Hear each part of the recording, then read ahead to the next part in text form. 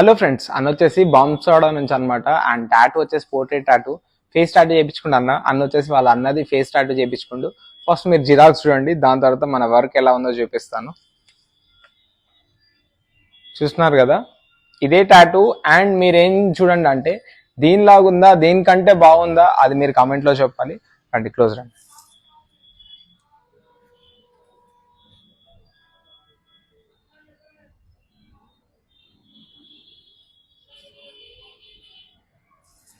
చూసారు కదా అవుట్పుట్ ఎలా ఉందో.